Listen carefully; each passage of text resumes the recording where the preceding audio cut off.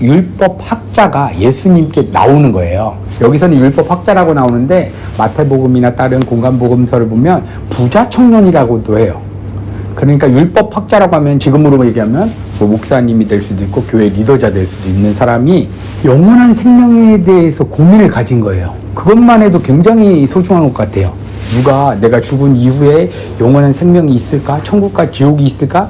이 사람은 굉장히 고민을 했던 것 같아요. 근데 유대 청년이 예수님이라고 하는 사람이 물 위를 걷기도 하고 오병이어 기적도 행한다고 하니까 이 사람한테 물어보면 영원한 생명에 대한 답을 얻을 수 있을 것 같아서 선생님, 어떻게 하면 영원한 생명을 얻겠습니까? 하니까 예수님이 뭐라고 얘기해 주시냐면요. 성경에 뭐라고 써있냐? 너 지금 목사잖아. 너 교회, 은혜교회 성가대원인데 어떻게 영원한 생명 얻는지 몰라? 성경에 뭐라고 써있어? 하니까 이 율법교사가 구약성경을 달달달 외우고 있는 사람이니까 구약성경에 보면요. 이거 해라, 이거 하지 말라 이런 게 613가지나 나와 있어요. 그걸 세분화하면 더 많아요. 이거 먹지 마라, 이건 먹어야 된다. 이게 율법이라고 하거든요. 이거를 딱 두 가지로 쪼개서 명확하게 얘기하는 거예요. 아, 율법 보니까 하나님 사랑하고 이웃 사랑하면 율법을 다 지키는 겁니다. 이렇게 얘기를 하니까 뭐라고 하냐면 네 말이 옳다. 그대로 해라 하는 거예요. 그러니까 율법교사가 생각하는 거예요. 자기가 교회도 다니고 신앙생활도 열심히 하니까 하나님 사랑하는 거는 오케이 된 것 같아요. 근데 이웃 사랑하라고 하면 여기 계신 우리 밀라노원의 공동체 우리가 친한 사람한테는 보리옷도 사주고 빵도 사줄 수 있는데 어제 봤던 판자촌에 있었던 아이들 우리가 찾아가서 돈 줄 수도 없고 사랑을 해도 역겨운 냄새나면 우리가 사랑도 못 하잖아요. 아마 이 율법 교사도 그런 것 같아요. 하나님 사랑은 자기가 할 수 있는 것 같은데 이웃 사랑에 대해서 고민이 되는 거예요. 성경에 분명히 이웃 사랑을 하라고 했는데 그래서 물어보는 거예요. 내 이웃이 누구입니까? 내 이웃을 알려주면 사랑할게요. 어제 만난 그 친구가 이웃이면 내 거 뭐 아이패드라도 가서 주겠습니다. 근데 이웃이 누군지 모르는 거예요. 그러니까 이 이웃을 가르쳐 주려고 예수님이 한 가지 비유를 말씀하세요. 그게 선한 사마리아인의 비유예요. 이 비유에 등장하는 사람이 누가 있냐면 첫 번째 이제 여리고로 가는 유대인이 있어요. 유대인 한 사람, 그 다음에 제사장, 레위인, 그 다음에 사마리아 사람이 나와요. 이제 이 유대인이 여리고로 가다가 강도를 당했는데요. 거반 죽은 상태로 누워있대요. 근데 첫 번째 제사장이 와서 그냥 가버리는 거예요. 제사장을 지금 말하면 교회 리더자층이에요. 레위인도. 근데 선한 사마리아인이 도와줬죠. 살려줬어요. 그러니까 얘는 유대인은 거반 죽은 상태에 있어요. 그래서 예수님이 물어보는 거예요. 이 세 사람 중에 누가 내 이웃이 되겠느냐? 그러니까 예수님은 완전히 독특한 화법으로 영원한 생명이 뭔지를 정확하게 설명해 주시는데 우리는 이웃 사랑하면 우리가 가서 빵도 주고 돈도 주고 퍼포먼스 해주는 것을 이웃 사랑이라고 생각하잖아요. 이게 이 세상 사람들이 정의하는 이웃 사랑이에요. 그런데 잘 생각해 보면 이웃 사랑 한다고 해도 내가 원하는 바운더리의 사람만 할 수 있고 나랑 싫은 사람, 나한테 내 자존감 건든 사람 사랑할 수 있는 사람이 없어요. 그래서 선교를 와더라도 내가 정말 마음속에 저주하고 싶은 사람도 있으면서도 선교도 하는 사람도 있고 구제하고 있는데 한편으로는 저주하고 있는 사람도 우리 안에 공존하는 거예요. 그게 예수님께서 뭐라고 얘기하냐면 율법교사야, 네가 누구를 도와야 되는 사람이 아니라 너는 영적으로 거반 죽어서 강도당한 사람이야. 네가 이웃 사랑할 수 있다고? 냄새만 나고 너랑 성향 안 맞으면 너 절대 사랑 못해. 예수님이 그 얘기 해주는 거예요. 그러니까 예수님은 뭘 얘기를 하냐면 하나님 사랑, 이웃 사랑하면 영생 얻을 수 있습니다 하는데 예수님은 뭐라고 얘기하냐면 네가 영적으로 거반 죽어서 강도당해서 누워있는데 네가 무슨 이웃 사랑이야. 이 얘기해 주시는 거예요. 이때 한번 생각해 보세요. 이웃 사랑이란 무엇일까? 내가 영적으로 거반 다 죽어 있어요. 우리 마음속에 누구 정말 부인하는 사람한테 화가 막 나 있어요. 이때 어떻게 이웃 사랑할까요? 선한 사마리아인이 베푸는 도움을 받는 게 예수님은 이웃 사랑이라고 얘기하는 거예요. 그게 영원한 생명에 관한 주제를 가지고 예수님이 얘기하니까 우리가 영원한 생명을 받을 때 우리가 자각해야 되는 게 뭐냐면 하나님, 나는 영적으로 거반 죽어서 아무도 사랑할 수 없습니다. 나만 사랑합니다. 나는 내가 주인 되어서 내 기쁨만을 위해서 사랑하는 그러한 죄인입니다를 깨닫는 게 예수님의 사랑을 받을 수 있는 첫 번째 조건인 것 같아요. 그래서 우리가 선교 왔을 때 같이 나누었을 때 되게 공감됐던 게 우리가 뭔가 베풀어서 저분들에게 뭘 주려고 했는데 선교로 오니까 우리가 더 받는다는 느낌이 있잖아요. 하나님이 선교를 그렇게 쓰시는 거예요. 하나님은 전지전능하신데 하나님 한마디 하면 다 구원하시는데 왜 우리같이 못하고 자아가 강한 우리를 여기에 보내셨을까요? 그 다음에 우리가 은혜 가족 공동체가 모여서 우리가 여러 가지 선교 준비할 때도 부족한 점이 그렇게 많고 우리의 마음이 막 동하지 않을 때도 많고 하다가 피곤하면 하기도 싫고 막 이런 불만이 많은 우리를 오합지졸을 왜 묶었냐면 우리가 대단해서 그런 게 아니라 이거 가르쳐 주시려고 한 것 같아요. 니네가 하는 거 아니야. 니네 연습 하나도 제대로 못하지. 그래서 그냥 이 선교장에서 하나님께서 은혜를 베푸는 것을 보고 그걸 받아야 된다. 저는 선교 첫 번째 올 때만 해도 남성 7명이 왔거든요. 대단하게 준비했어요. 토요일마다 모여가지고 기도 모임하고 또 말씀 읽고 묵상한 거 다 체크하고 그 다음에 연습도 완벽하게 그때 7명이 해서 왔는데 와서 오자마자 박살이 나서 하나님이 그거 깨시는 것 같아요.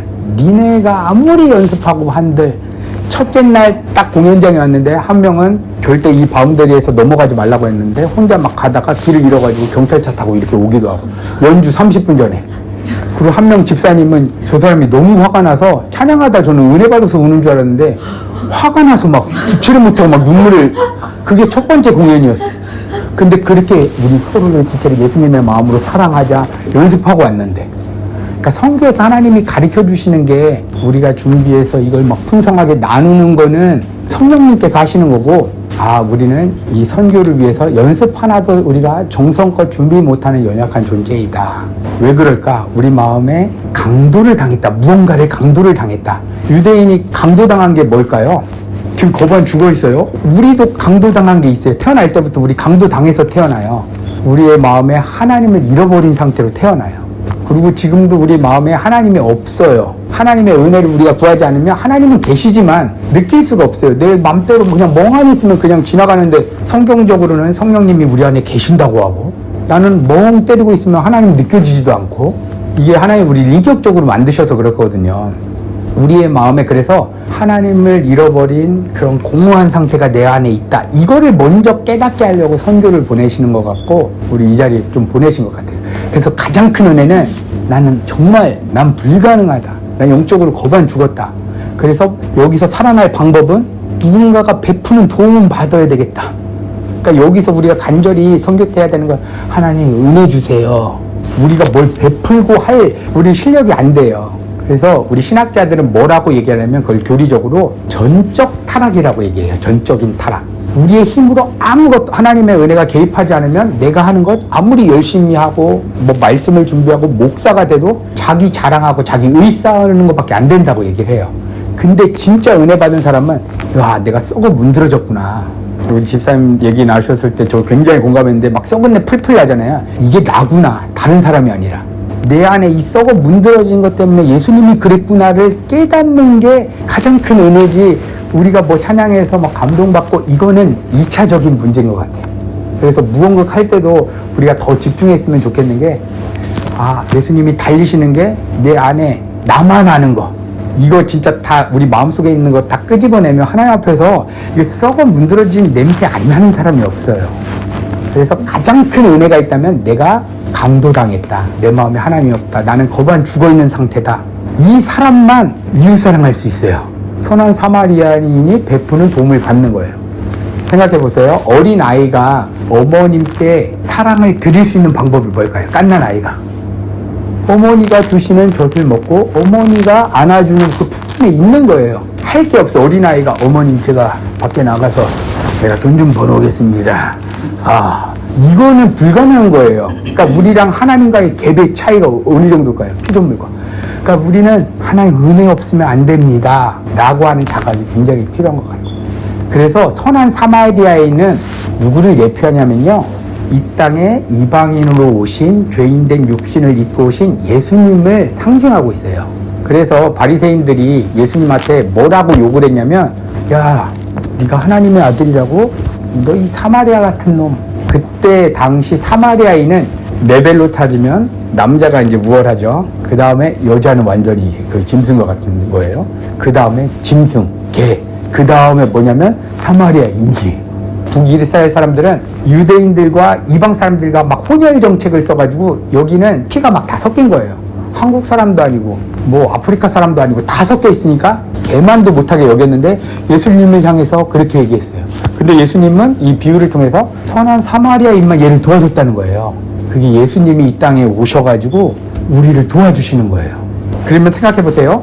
영생을 얻으려면 하나님 사랑, 이웃 사랑을 해야 돼요. 근데 하나님 사랑, 이웃 사랑이 어디서 딱 합일점이 되냐면 우리에게 은혜를 베푸시는 예수님의 사랑을 받으면 이게 다 해결돼요. 왜냐면 예수님은 우리의 유일한 이웃이에요. 나에게 도움 주는 사람, 죄송하지만 남편도 아니고 아내도 아니에요. 그 어떤 부모도 아니에요. 부모도 내 욕심으로밖에 할 수 없어요. 우리가 사랑할 수가 없어요. 예수님만 우리를 사랑할 수 있어요. 예수님이 우리를 사랑해 주셨어요. 근데 그분은 완전한 사람으로 오셨고 완전한 하나님이세요. 그러니까 예수님을 딱 사랑해 버리니까 그냥 주시는 은혜, 십자가에서 날 위해 죽어주셨음을 내가 그게 믿음으로 받아들입니다 하니까 내 이웃을 사랑하게 되는 거고, 그분이 베푸신 은혜를 받게 되니까. 그리고 그분을 사랑했더니 그분이 하나님이신 거예요. 이웃사랑, 하나님 사랑이 여기서 딱 해결되면서 구약에 있는 모든 말씀이 다 지킨 걸로 하나님이 여겨주시는 거예요. 그러니까 우리 기독교는 전적인 은혜죠. 성경 구약에 있는 거 우리가 이거 다 지켜야 되거든요. 근데 우리는 지금 예수님만 믿으면 다 해결돼요. 예수님께서 모든 율법을 완성시켜 주셨어요, 십자가에서. 그래서 그거를 받아들이려면, 이 성경 말씀을 다 짓고 우리가 영생 받으려면 자각해야 되는 게, 나 영적으로 거부한 죽은 자입니다. 하나님, 여기 앞에 있는 우리 알바니아인들, 또 집시들, 솔직히 저 못 사랑하겠어요. 얘네랑 5분이랑 대화하라고 하면 좀 피하고 싶고 밥도 같이 못 먹겠어요. 내 그런 자예요. 하나님 은혜 주세요. 그리고 내가 태어날 때 나도 저기에 태어났다면, 근데 내가 뭐라고 나에게 구원을 주시고 저들에게 이런 은혜를 베푸는 자리에 나를 세워주셨습니까? 하나님, 나는 정말 죄인입니다. 이거를 정말 절실하게 깨닫는 사람만이 도움을 받을 수가 있는 것 같아요. 우리가 예수님이 베푸시는 사랑을 받기 위해서는 다른 거 할 게 없어요. 하나님, 나는 정말 주의 은혜 없으면 안 되겠습니다. 주님의 십자가 은혜 없으면 안 되겠습니다. 특별히 우리가 하는 퍼포먼스 중에 이 무언극, 예수님이 십자가에 달리실 때 다른 누가 아니라 나 때문에 예수님의 십자가에 죽었음을 실제로 막 마음속에서 주체할 수 없을 정도로 느끼게 도와주세요. 이거 기도하면 하나님 사랑, 이웃 사랑이 다 이루어지고 하나님이 그걸 가장 기뻐하시는 것 같아요. 우리가 뭐 얼마나 많은 달란트가 있어서 표현하겠습니까? 근데 그 마음을 가질 때 하나님이 그 마음을 통해서 하나님께서 곳곳에 하나님께서 은혜를 베푸시는 사람에게 은혜를 좀 베푸시는 것 같아요. 오늘 말씀 보시면 이제 사마리아인이 와서 여관으로 데리고 가가지고 뭐를 주시냐면요, 이튿날 그는 2데나리온을 여관 주인에게 주면서 이 사람을 잘 보살펴 주십시오 이렇게 얘기를 해요. 그리고 어떻게 고쳐주시냐면, 그래서 사마리아 여인은 다가가서 상처에 기름과 포도주를 붓고 싸맨 후 자기 짐승에 태워 여관까지 데리고 갔다 이렇게 얘기를 하거든요. 여기서 예수님께서 거반 죽은 우리를 고쳐주시는 방식이 두 가지가 있는데, 상처에 기름과 포도주를 붓는데요. 상징하는 게 있죠. 기름, 성령의 기름. 그러니까 예수님의 그 십자가 사건을 우리한테 적용시켜 주시는 분이 누구냐면 성령 하나님이에요. 삼위일체 하나님 중에 성령 하나님의 사역이 있는데, 객관적으로 2000년에 일어난 그 십자가 사건을 우리한테 실질적으로 느끼게끔 적용시켜 주시는 분이 성령 하나님이에요. 그래서 우리가 이렇게 기도하는 거예요. 성령 하나님, 우리가 무언가할 때 이 나오는 예수님이 우리의 죄 때문에 죽었던 사건이 나에게 실질적으로 느껴질 수 있도록 성령 하나님 도와주세요. 이 기도하면 성령 하나님 100% 들어주세요. 돈 주세요, 성공하게 해주세요. 이거 안 들어주실 경우 굉장히 많은데, 내가 예수님의 그 사랑, 우리가 하는 이 무언가 실제 나한테 적용되게 도와주세요 하면 성령 하나님은 반드시 도와주세요. 그것을 성령의 조명하심이라고 해요.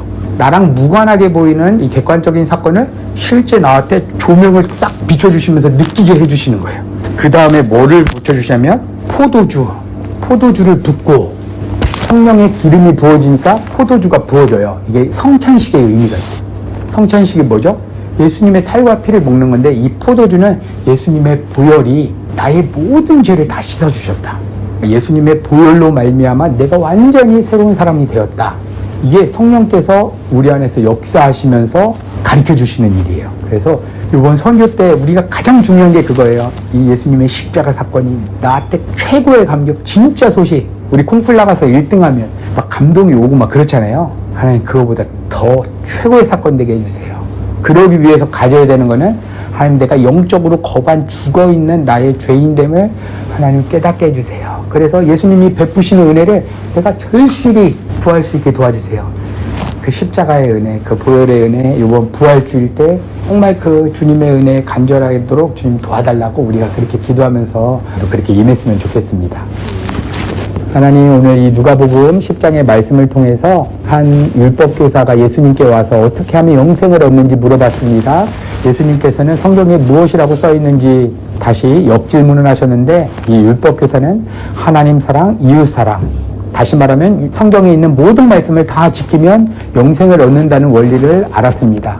그런데 예수님께서는 한 가지 비유를 통해서 너의 힘으로는 절대로 하나님의 말씀에 순종할 수도 없고 어떠한 착한 일도 할 수 없는 너는 영적으로 거반 죽은 자라는 사실을 율법교사에게 가르쳐 주셨는데, 율법교사는 깨닫지 못했던 것 같습니다. 하나님, 오늘 이 말씀을 통해서 저희에게도 우리가 어떤 퍼포먼스를 하고 이러한 선교 사역을 하는데 가져야 하는 자아의식은 나는 영적으로 거반 죽어서 어떠한 도움 없이는 아무것도 할 수 없는 그러한 죄인이라는 사실을 깨닫는 것이 하나님이 가장 기뻐하는 사실이라는 것을 여기 계신 우리 밀라노 지체의 한 분 한 분이 마음속에 새길 수 있도록 주님 축복하여 주시고, 우리가 모든 사역을 임하면서 하나님, 내 힘으로는 아무것도 할 수 없습니다. 하나님, 나를 통로 삼아서 그저 하나님의 은혜가 흘러갈 수 있도록 하나님 은혜 베풀어 주세요. 그리고 우리가 매 순간 하나님, 우리의 마음과 생각을 붙잡아 주세요 하면서 우리가 주님의 은혜만을 구하는 우리 사랑하는 우리 귀한 지체들 되도록 축복하여 주시옵소서. 하나님, 남은 사역들도 많이 있습니다. 가장 큰 소망이 있다면 이 선교 사역을 마칠 때에 우리의 마음속에 정말 우리가 무언국에서 그렇게 수도 없이 반복하면서 예수님의 십자가에 우리가 못을 받고 우리를 위해서 죽으시고 다시 부활하신 그 놀라운 복음이 이제는 어떠한 객관적인 사건이 아니라 정말 내 심장과 내 마음과 내 인생을 다 던질 만큼 실질적인 사건 되도록 우리 한 분 한 분의 마음 가운데 감동하여 주시고 은혜 베풀어 주시옵소서. 모든 말씀 예수님의 이름으로 기도드렸습니다. 아멘.